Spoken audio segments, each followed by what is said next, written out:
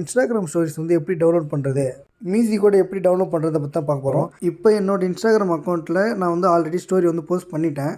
பார்த்தீங்கன்னாக்கா உங்களுக்கு தெரியும்.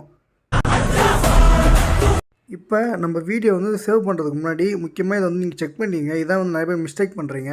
உங்கள் இன்ஸ்டாகிராம் அக்கௌண்ட் வந்து ப்ரைவேட்டில் இருக்கா பப்ளிக்கில் இருக்கா செக் பண்ணிங்க. இப்போ வந்து நான் குரோம் ப்ரௌசர் வந்து ஓப்பன் பண்ணுறேன்.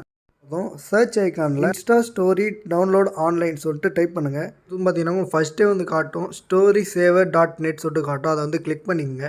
நீங்கள் அப்படியே கீழே தள்ளிட்டே வந்தீங்கன்னாக்கா இதில் உங்கள் யூசர் நேம் வந்து என்ட்ரு பண்ணணும். இப்போ நீங்கள் எந்த வீடியோ வந்து டவுன்லோட் பண்ண போகிறீங்களோ எந்த அக்கௌண்ட்டில் தான் அந்த யூசர் நேம் வந்து கரெக்டாக டைப் பண்ணிங்க. டவுன்லோட் ஆப்ஷனை கிளிக் பண்ணதுக்கப்புறம் கீழே மேப்டே ரோபோட் சொல்லிட்டு காட்டும். அதை கிளிக் பண்ணிங்க. ஒன் லோட் ஆகும். கீழே பார்த்தீங்கன்னாக்கா என்னோடய ஸ்டோரி வந்து வந்துடுச்சு. இப்போ அதிலே பார்த்தீங்கன்னாக்கா சேவ் அஸ் வீடியோ அப்படின்னு சொல்லிட்டு காட்டும். இதில் வந்து கீழே 3 டாட் மாதிரி இருக்குது பார்த்தீங்களா, அதை வந்து கிளிக் பண்ணுங்கள். வந்து டவுன்லோட் சொல்லிட்டு அந்த ஆப்ஷனுக்கு காட்டும். அதை வந்து டவுன்லோட் பண்ணிக்கங்க. டவுன்லோட் ஆகிடுச்சு.